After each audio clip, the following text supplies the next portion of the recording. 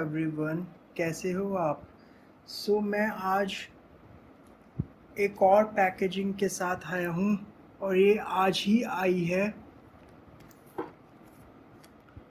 और ये पैकेज जो है इंडिया से आया है, इंडिया पोस्ट के थ्रू।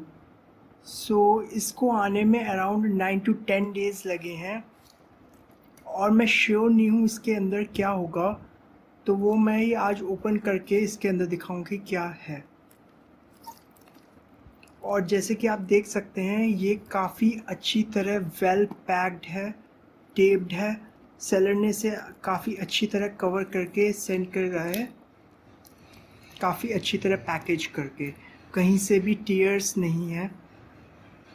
तो अब मैं इस टेप को रिमूव करना स्टार्ट करता हूँ नाइफ़ की हेल्प से।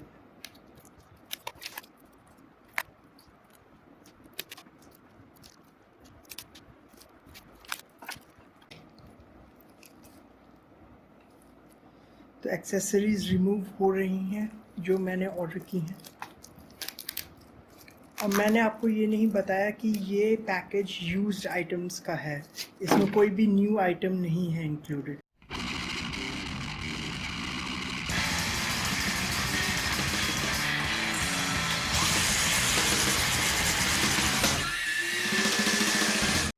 फाइनली मैं सारी एक्सेसरीज़ रिमूव करने में सक्सेसफुल रहा। फर्स्ट एक्सेसरी है BB66 left spin launcher from Takara Tomy. और सेकंड एक्सेसरी है sword launcher which is for right spin beyblades. ये जो है राइट स्पिन बेब्लेड्स के लिए मेंट है, लेफ्ट स्पिन बेब्लेड्स के लिए नहीं। और ये है लॉन्चर। तो एक बार इसको यूज़ करके देखते हैं कि कैसी है, कैसा फील करता है यूज़ करने पे। काफ़ी इजीली एंटर और बिना कोई फोर्स के बहुत इजीली इंसर्ट हो पा रहा है और रिमूव हो पा रहा है। यूजुअली इतने स्मूथ फील जो है और लॉन्चर्स के साथ नहीं आ पाती है, काफ़ी पावरफुल लगता है मुझे। एज़ यूजुअल मैं एक एक करके दोनों एक्सेसरीज़ को डिस्कस करूँगा। फर्स्टली मैं डिस्कस करूँगा left spin BB66 lost Longinus launcher को, जो कि BB66 लॉस्ट लॉन्गिनस के साथ में रिलीज़ किया गया था। ये पैकेजिंग के अंदर ही इंक्लूडेड होता है। पुल करके देखता हूँ, ये वाला जो है यूज्ड है, तो मे बी ये जो है इसमें रेजिस्टेंस मुझे काफ़ी कम फील हो रही है जो प्रीवियस लॉन्चर था लेफ़्ट स्पिन उसके कंपैरिजन में। रेजिस्टेंस नहीं लग रही है, बट जब मैं इसे रिलीज़ करता हूँ तो कई बार ये छोड़ते वक्त इधर की तरफ आके मेरे फिंगर्स को हिट करता है, जिसकी वजह से मुझे पेन है। काफ़ी लीस्ट रेजिस्टेंस है, इजीली पुल कर पा रहा हूँ मैं, नहीं तो पहले वाले लॉन्चर में काफ़ी ज़्यादा रेजिस्टेंस मुझे लग रही थी। ओवरऑल शेप, बॉडी स्ट्रक्चर काफ़ी हद तक सिमिलर है उस BB99 lost nightmare Longinus launcher के। और जैसे कि आप देख सकते हैं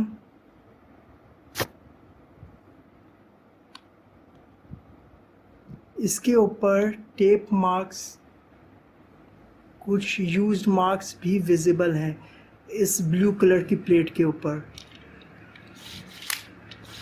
उसके अलावा जो है ये फाइन परफेक्टली वर्क कर रहा है बिना कोई जैमिंग या कोई भी ऑब्स्ट्रक्शन के। और ये मुझे कॉस्ट किया है $8 या 600 रुपीज़। ये और भी चीपर अवेलेबल हो सकता है यूज्ड कंडीशन में अगर आप सर्च करें तो। और इसका हैंडल जो है बिल्कुल BB99 के हैंडल के सिमिलर है, डिफरेंस नहीं है, बस बॉडी का ही डिफरेंस है। इसमें भी आप ग्रिप्स साइडवेज और फ्रंट वेज में अप्लाई कर सकते हैं, और यहाँ पे आप बे लॉगर्स अटैच कर सकते हैं जो मेरे पास नहीं है।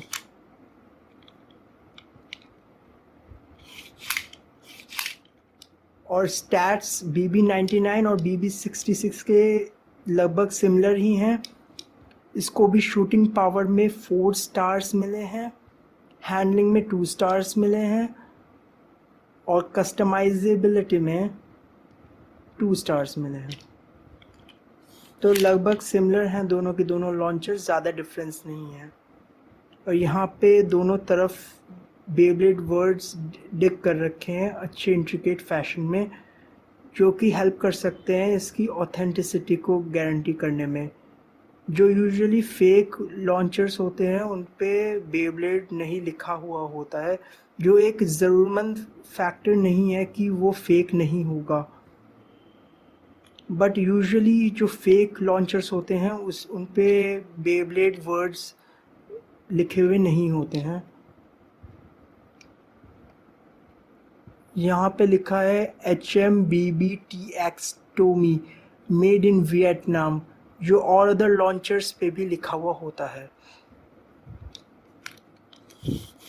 और ये वाला लॉन्चर काफ़ी वाइडली अवेलेबल और पॉपुलर है, काफ़ी जगह पे ये इजीली न्यू कंडीशन और ओल्ड कंडीशन में भी मिल सकता है।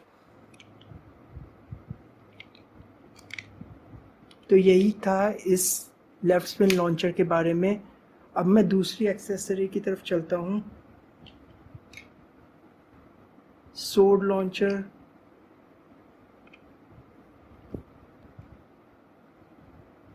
अब जैसे कि ये सोर्ड लॉन्चर के 2 मोड्स हैं। एक तो नॉर्मल मोड है जिसमें ओवरऑल टीथ यहीं तक एंड कर जाते हैं, नॉर्मल मोड है, इसमें पावर ज़्यादा नहीं अप्लाई होगी।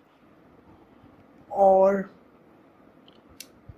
ये है पावर मोड जिसमें टीथ बिल्कुल एंड तक एक्सटेंड कर रहे हैं, तो इस वजह से इस तरफ से आप पुल करोगे तो पावर ज़्यादा होगी। अगर आपको पावरफुल लॉन्च अचीव करना है तो आप पावर वाली साइड से पुल करेंगे स्ट्रे वाइंडर को, और अगर आपको नॉर्मल पुल चाहिए, ज़्यादा फोर्स या पावर नहीं रिक्वायर्ड है, तो आप लिमिटेड टीथ वाली साइड से पुल करेंगे।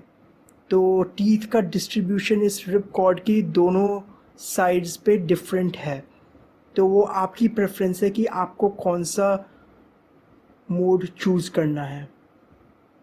ओवरऑल कोई भी टीथ स्किपिंग या उसकी प्रॉब्लम एक्सपीरियंस नहीं हो रही है इस लॉन्चर के साथ में, काफ़ी इजीली एंटर कर पा रहा है और काफ़ी इजीली रिमूव हो पा रहा है। तो ओवरऑल ये लॉन्चर मुझे काफ़ी लाइकिंग लग रहा है। ये अपर कैप जो है ये मेरे ख्याल से रिमूवेबल या डिटैचेबल नहीं है, और मैं ज़्यादा फोर्स अप्लाई नहीं कर रहा क्योंकि ये ब्रेक हो सकता है। ओवरऑल ये भी एक बहुत ज़्यादा पावरफुल लॉन्चर है। यूजुअली लोग इसे यूज़ नहीं करते हैं क्योंकि ये बहुत ज़्यादा पावरफुल माना जाता है, और ये ज़्यादा कस्टमाइजेबल भी नहीं है। कस्टमाइजेबिलिटी में इसको 1 स्टार मिलता है क्योंकि इसके साथ में आप कोई ग्रिप अटैच कर ही नहीं सकते। यहाँ पे कोई स्लॉट है नहीं ग्रिप अटैच करने के लिए, बस एक बे लॉगर अटैच कर सकते हैं टॉप में, जो इतनी ज़्यादा सिग्निफिकेंस होल्ड नहीं करता। और ये पुराना वर्जन है जो कि जीनो एक्सकैलिबर के साथ में आता है। यहाँ पे जो है एक प्रोटेक्टिव हिंज दी थी जो लेटर आने वाले सोर्ड लॉन्चर्स में दी गई थी, ये इसमें प्रोवाइड नहीं की गई है। इस वाले सोर्ड लॉन्चर में वो प्रोटेक्टिव हिंज प्रोवाइड नहीं की गई है, तो अगर आपकी फिंगर्स गलती से इस तरह पकड़ते हुए पीछे चली गई तो आपका बेब्लेड जो है आपके फिंगर स्लाइस बहुत आराम से कर सकता है, कोई डिफरेंस नहीं है उसमें। और जैसे कि मैंने बताया कि सभी बेब्लेड लॉन्चर्स के ऊपर या कोई भी एक्सेसरी या बेब्लेड हो उसके ऊपर ये स्टैंडर्ड जो है ओनर्स के ट्रेडमार्क्स मेंशन्ड होते हैं, Hiro Morita, BBB project, TV Tokyo, Tomy. So overall मुझे लॉन्चर काफ़ी पसंद आ रहा है। बस डिसअपॉइंटमेंट की बात ये है कि ये लॉन्चर सिर्फ राइट स्पिन के लिए अवेलेबल है। लेफ़्ट स्पिन के लिए जो दूसरा आता है LR डिजिटल स्वॉर्ड लॉन्चर, वो इतना एक्सेसिबल नहीं है और ये सिर्फ राइट स्पिन के लिए ही अवेलेबल है। एक इसका ब्लू कलरेशन वाला वर्जन भी रिलीज़ किया गया था जो कि B75 है और उसके अंदर हिंज प्रेजेंट है क्योंकि वो न्यूअर वर्जन है। सो ये था स्वॉर्ड लॉन्चर।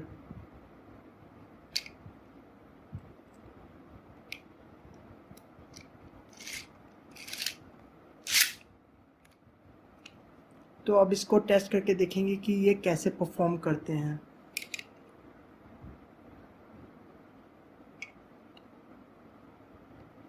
मैं काफ़ी टाइम से एक वाइंडर लॉन्चर चाहता था क्योंकि वाइंडर लॉन्चर्स के ज़्यादा ऑप्शंस अवेलेबल नहीं हैं। मेनली जो पैकेजेस के साथ आते हैं और जो अलग से आते हैं बस वही हैं। जो बेब्लेड की पैकेजिंग्स में आते हैं वो मोस्टली अवेलेबल हैं और एक्सेसरीज़ में भी ज़्यादा ऑप्शंस अवेलेबल नहीं हैं। तो अब मैं दोनों एक्सेसरीज़ को टेस्ट स्पिन दूंगा इनकी परफॉर्मेंस चेक करने के लिए कि ये कैसे परफॉर्म करते हैं। ये है मेरा स्वॉर्ड लॉन्चर और इस टेस्ट स्पिन के लिए मैं अलग अलग राइट स्पिन और लेफ़्ट स्पिन बेब्लेड्स यूज़ करूँगा। तो फर्स्टली मैं B66 लॉस लॉन्गिनस लॉन्चर को यूज़ करूँगा।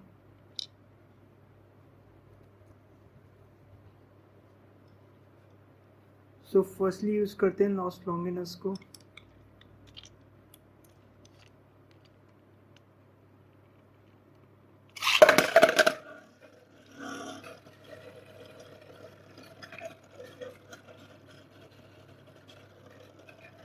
जैसे कि आप देख सकते हैं काफ़ी अच्छी तरीके से परफॉर्म कर रहा है। लॉन्चिंग में कोई इश्यूज़ या जैमिंग की प्रॉब्लम्स नहीं है।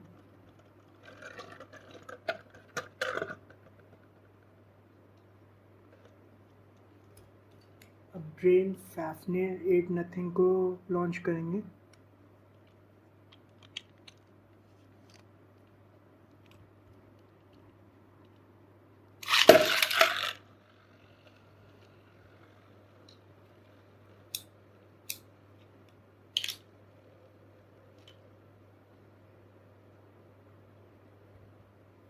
काफ़ी स्टेबल एक पोजीशन में रह के स्पिन कर रहा है। जैसे कि मैंने कहा था ये लॉन्चर अच्छा है मगर पावरफुल नहीं है। इससे भी और पावरफुल ऑल्टरनेटिव्स मार्केट में अवेलेबल हैं, वो आप उनको ऑप्ट कर सकते हैं। मगर बिगिनर्स के लिए बहुत ही वैल्यूएबल लॉन्चर है और कॉस्ट इफेक्टिव भी है।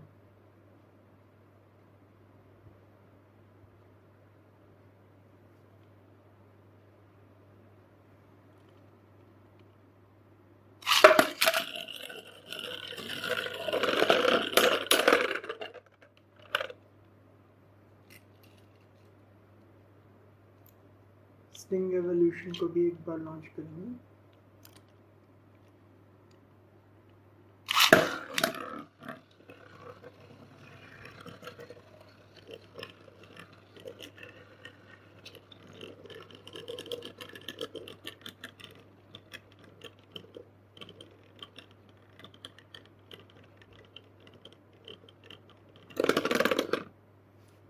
तो ये था टेस्ट स्पिन BB66 लॉन्चर के साथ में और आपने जैसे देखा सभी बेब्लेड्स बहुत ही अच्छी कंडीशन में वर्क कर रहे हैं। किसी के साथ में कोई भी किसी प्रकार के लॉन्चिंग इश्यूज़ अराइज नहीं किए हैं। तो ये थी टेस्ट स्पिनिंग मेरे B66 लॉन्चर के साथ में जो कि लेफ़्ट स्पिन बेब्लेड्स के लिए था। अब स्वॉर्ड लॉन्चर को टेस्ट करेंगे।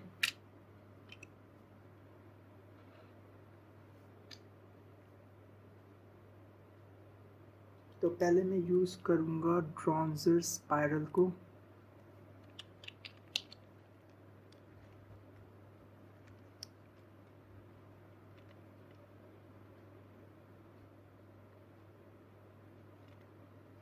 और मैं नॉर्मल मोड में इसे लॉन्च कर रहा हूँ। तो जैसे कि आप देख सकते हैं बहुत ज़्यादा पावर है।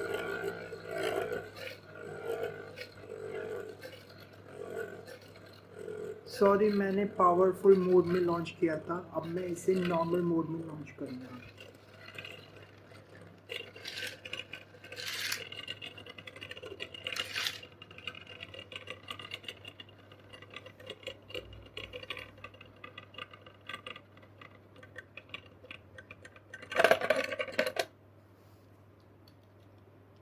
अब मैं नॉर्मल मोड के साथ लॉन्च करूँगा जहाँ पे टीथ लिमिटेड हैं।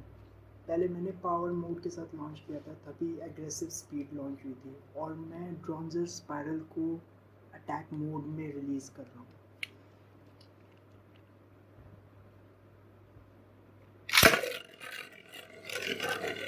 तो ये था हमारा नॉर्मल मोड।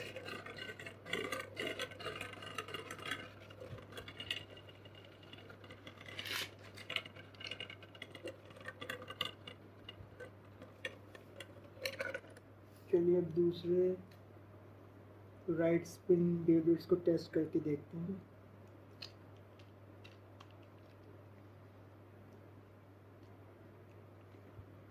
ट्रैप्ट्यून T3 रिलीज़ करता हूँ मैं पावर मोड के साथ में।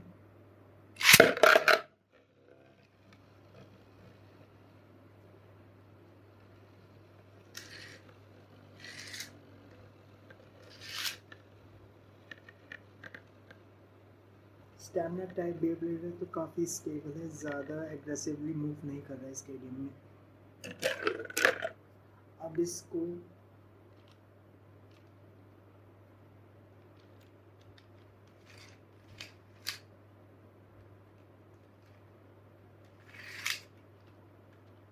नॉर्मल मोड में रिलीज़ करेंगे प्रिसीजन शॉट के साथ में।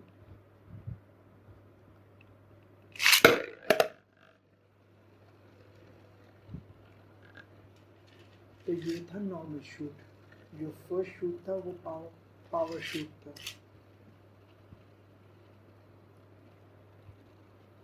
एक और बेब्लेड के साथ टेस्ट करेंगे सोर्ड लॉन्चर को, फिर इस वीडियो को एंड करेंगे।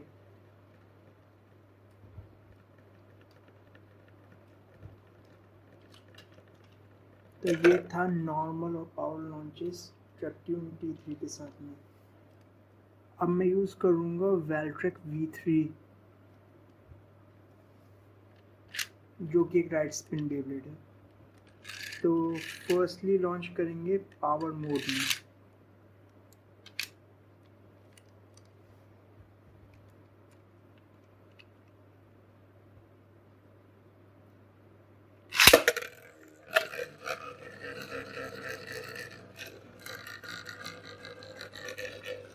तो ये था पावर लॉन्च वेल्ट्रेक V3 का।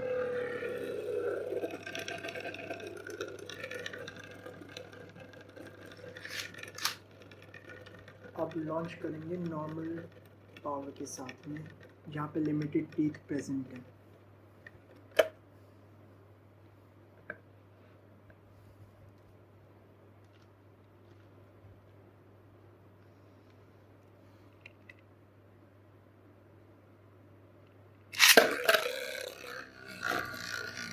तो ये था नॉर्मल शूट बिना ज़्यादा पावर के।